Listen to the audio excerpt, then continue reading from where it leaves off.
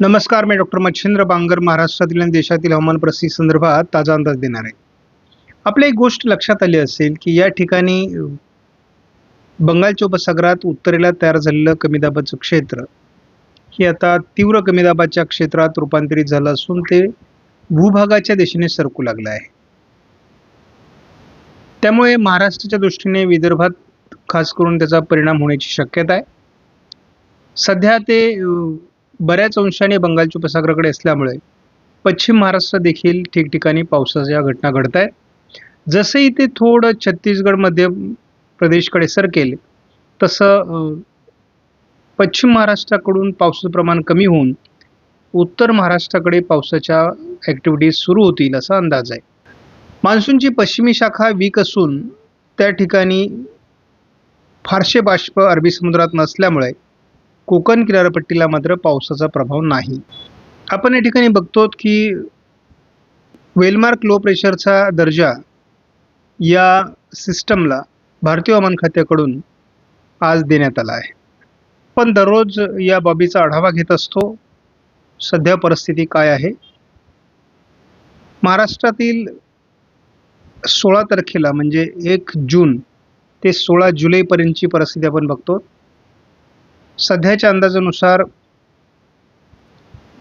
87% पावसाची नोंद आता राहिलेली आहे. काल जी 89% होती ती आता 2% घसरली आहे. त्यानंतर विदर्भामध्ये 34, मराठवाड्यात 40%, आता मध्य महाराष्ट्र ही 1% मायनसमध्ये म्हणजे 99%, आणि आपण बघतो की केवळ 1%वर कोकण आलेला आहे. त्यामुळे संपूर्ण विभाग आता मायनसमध्ये जायला सुरुवात झालेली आहे. हे एल निनोचं वर्ष आहे आणि त्यामुळे पर्जन्यमान कमी राहील, सरासरीपेक्षा कमी पाऊस पडेल, हे आपण 26 जानेवारीच्या अंदाजापासून सांगत आलेलो आहोत. ही परिस्थिती राज्यात बदलते तशी देशात देखील बदलते आहे. आणि आपण बघतो तर आता केवळ आपण रेड भाग दाखवण्याऐवजी किती ग्रीन भाग शिल्लक राहिला आहे तेवढंच आता बघण्याचं बाकी राहिले.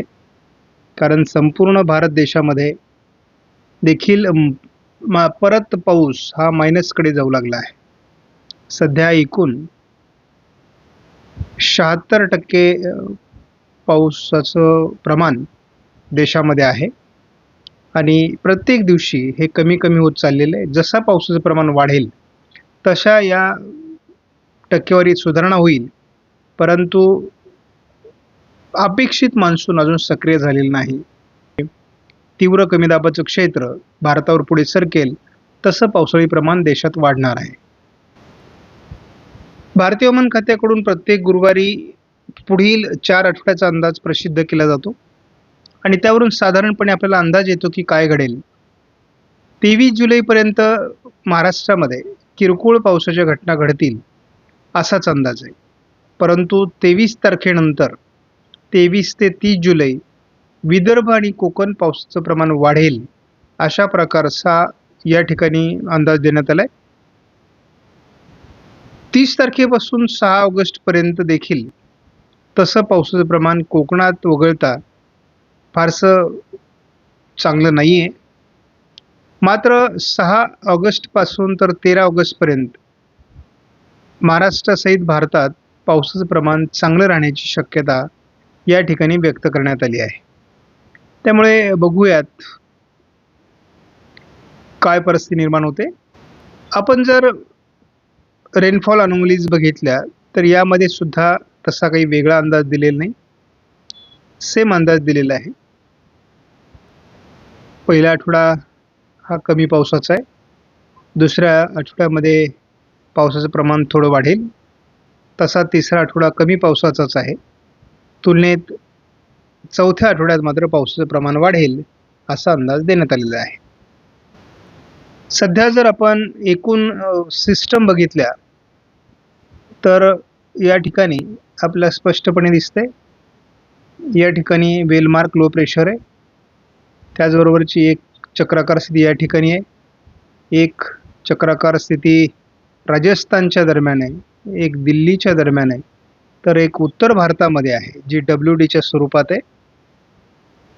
तर ट्रप सध्या महाराष्ट्राच्या दक्षिणेकडून जात असल्यामुळे या ठिकाणी थोडं पश्चिम महाराष्ट्रात आणि दक्षिण कोकणात पावसाच्या ॲक्टिव्हिटीज होत आहेत, हे लक्षात घ्या.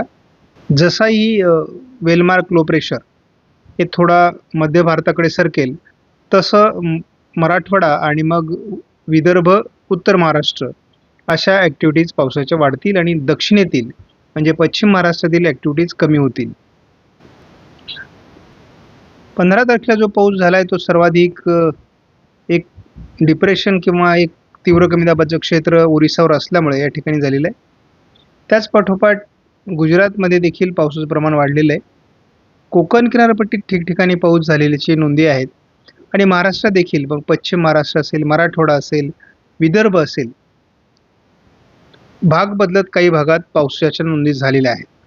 मात्र पावसाळी ॲक्टिव्हिटीज झालेल्या आहेत हे मात्र आता मान्य करावं लागेल. आणि हा 15 तारखेचा पाऊस आहे. ज्या मॉडेलच्या आधारावर IMDचं प्रिडिक्शन असतं त्यामध्ये आपण बघतो की आता या ठिकाणी हलक्या असं म्हणजे तीव्र कमी दाबाचं क्षेत्र आहे, परंतु ते किती प्रभावीपणे पुढे सरकते आपल्याला बघायचं आहे. आणि मराठवाड्यामध्ये तुरळक पावसाची शक्यता आज व्यक्त करण्यात आलेली आहे. पूर्व विदर्भामध्ये करण्यात आलेली आहे, 17 तारखेसाठी देण्यात आलेलं आहे. विदर्भाच्या दिशेने पावसाचं प्रमाण या सिस्टममुळे वाढू शकतं असा एक प्राथमिक अंदाज आहे आणि कोकणामध्ये. बाकी महाराष्ट्रात पावसाचा अंदाज GFSने दिलेला नाही. 19 तारखेला कुठल्याही प्रकारचा पावसाचा प्रभाव हा महाराष्ट्रामध्ये नाही, केवळ कोकण आणि पूर्व विदर्भ असाच अंदाज दिलेला आहे GFSने. येत्या आठवड्यामध्ये फार पावसाळी वातावरण महाराष्ट्रामध्ये असेल असा काही अंदाज CFS मॉडेलने दिलेला नाही. मात्र आपण बघतो की मध्य प्रदेशमध्ये एखादी सिस्टम किरकोळ स्वरूपामध्ये असू शकते, हिचं स्वतंत्र अस्तित्व आहे. त्यानंतर एक सिस्टम ही बंगालच्या उपसागरातून केवळ आंध्र प्रदेशच्या तेलंगणाच्या पर्यंत दाखवलेली आहे, जी महाराष्ट्रापर्यंतही पोहोचू शकत नाही एवढी कमकुवत आहे. कोकण किनारपट्टीला देखील एक सिस्टम सक्रिय राहण्याची शक्यता आहे, कारण या दोन सिस्टमकडे जे वारे जाणार आहेत त्या वाऱ्यांमुळे या ठिकाणी बाष्प ओढलं जाईल आणि त्यामुळे या भागातही पावसाची शक्यता वर्तवण्यात आली. मात्र ते केवळ दक्षिण कोकणामध्ये, त्यामुळे विशेष प्रभावी वातावरण CFS मॉडेलने दाखवलेलं नाही. ECMWF मॉडेलने आजच्या तुलनेत उद्या सोलापूर जिल्ह्यात, लातूर आणि धाराशिवमध्ये पावसाचं प्रमाण वाढण्याचे संकेत दिलेत. त्याचबरोबर नाशिक पूर्व आणि छत्रपती संभाजीनगरच्या उत्तरेला जळगावपर्यंत एक प्रमाण पाऊस वाढेल असा अंदाज दिलाय. पूर्व विदर्भामध्ये भंडारा, गोंदिया, चंद्रपूर, गडचिरोलीमध्ये मुसळधार पावसाची शक्यता दाखवण्यात आलेली आहे. आज मात्र आपल्याला उद्या कोकण किनारपट्टीत हलका ते मध्यम पाऊस होईल अशा प्रकारचा अंदाज देण्यात आलेला आहे. आता 18 तारखेला पूर्व विदर्भाच्या दिशेने अगदी अमरावती, यवतमाळ, वर्धा, चंद्रपूर, गडचिरोली, नागपूर, भंडारा, गोंदिया, नांदेडपर्यंत या वादळी प्रणालीचा प्रभाव पडण्याची शक्यता आहे. दरम्यान सोलापूर, लातूर, धाराशिवमध्ये पावसाची शक्यता आहे. कोकण किनारपट्टीला पावसाचं प्रमाण 18ला असू शकतं, मात्र उर्वरित महाराष्ट्रात फारसा प्रभाव राहणार नाही. 19 तारखेला पूर्व विदर्भाच्या काही जिल्ह्यांमध्ये पाऊस कायम असणार आहे. सोलापूर जिल्ह्यात आणि लातूर, नांदेड, परभणी, वाशिम, हिंगोली, यवतमाळ, वर्धा या सगळ्याच जिल्ह्यांमध्ये स्थानिक वातावरण असणार आहे. कोकण किनारपट्टीला मात्र 19ला पाऊस वाढू शकतो आणि स्थानिक वातावरण महाराष्ट्रात राहील. 20 तारखेचं चित्र थोडं वेगळं आहे. 20 तारखेला महाराष्ट्रात सर्वदूर अतिशय चांगल्या पावसाचा अंदाज आहे.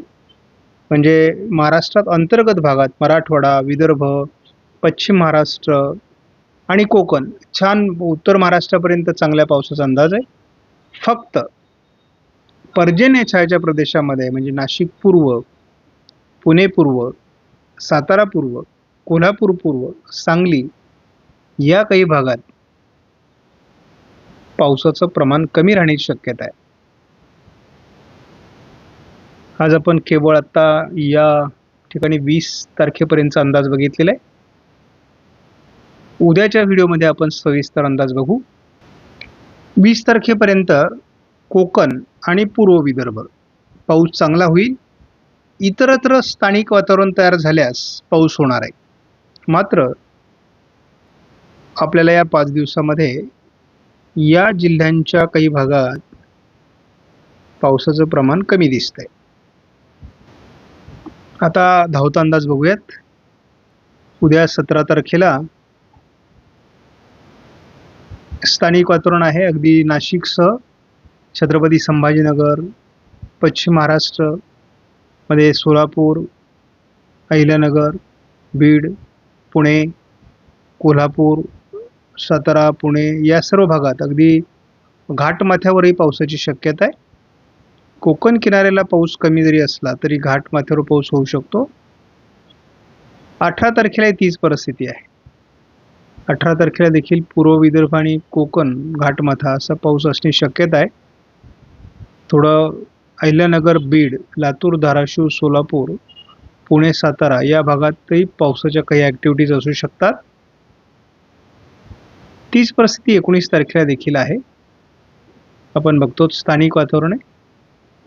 मात्र कमी दाबाचं क्षेत्र बऱ्यापैकी दूरवरून जात असल्यामुळे पूर्व विदर्भाच्या काही अतिशय टोकाच्या जिल्ह्यांमध्येच थोडाफार पाऊस होऊ शकतो. या पलीकडे अंदाज नाही.